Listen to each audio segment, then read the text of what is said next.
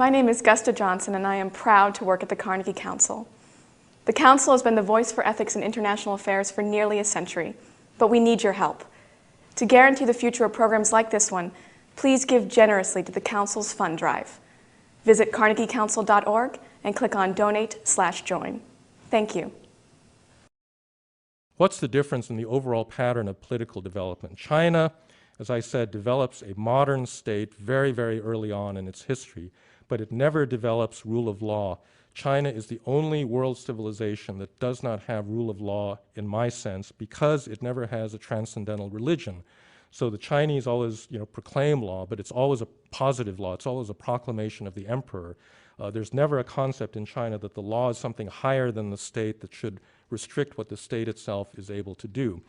And having established this very powerful state, they can then prevent the formation of groups that would be opposed to it, like an independent bourgeoisie in cities, or a blood nobility, or a religious establishment. And so the fact that they go after Falun Gong today follows in a long, very consistent line of opposition to the formation of any civil society, source of authority that they don't control.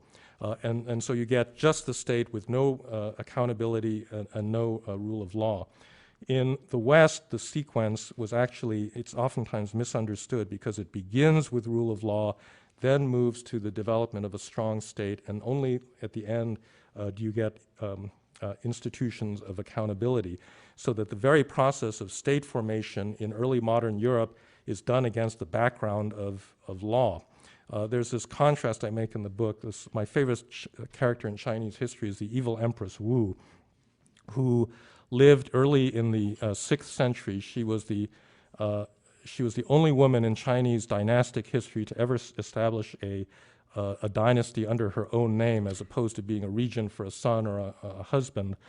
She did this in this extraordinarily ruthless way. She was the concubine of the second Tang emperor. She arranged to have her own young daughter brought into the empress's presence and then smothered, and then the crime was blamed on the empress, who was subsequently then dethroned and then, a few years later cut up and stuffed in a wine vat somewhere. And this consort Wu then became the empress.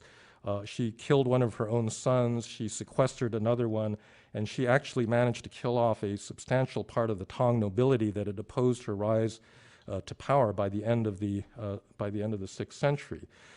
And so, the kind of internal power struggles among the elite in China were really not restricted by legal restraints on what people with political power could do to other elites.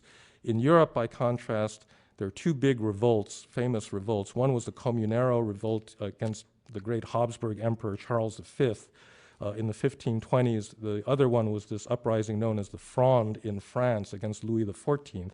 Both of these are anti-monarchical revolts by elites, by aristocrats. They lose the war, and at the end, both of the kings pardon their noble rivals. If this had been a Chinese emperor, they would have been executed, their whole lineages would have been killed off to break the rope of descent. But in Europe, there were constraints. Up until the great totalitarian upheavals of the 20th century, there were very powerful constraints on what people could do in the exercise of power that I think sets up the present, all right? So this is the question we have to ask going forward into the future. The Chinese have this extremely efficient, authoritarian, high-quality authoritarian centralized system, no checks and balances. So if they want to do a stimulus plan or infrastructure investment, they just go ahead and do it. We, on the other hand, have an institution that has a state, but it has lots of checks and balances. And right now, we are very checked and balanced.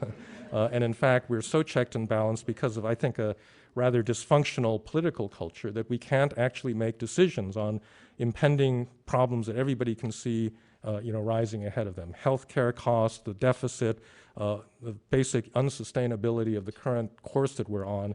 But the political system, because it emphasizes kind of constraints on the exercise of power, isn't able to get through the decisions that we have to make. And so the real question is, in the future, which of these systems is going to be more sustainable as we go forward?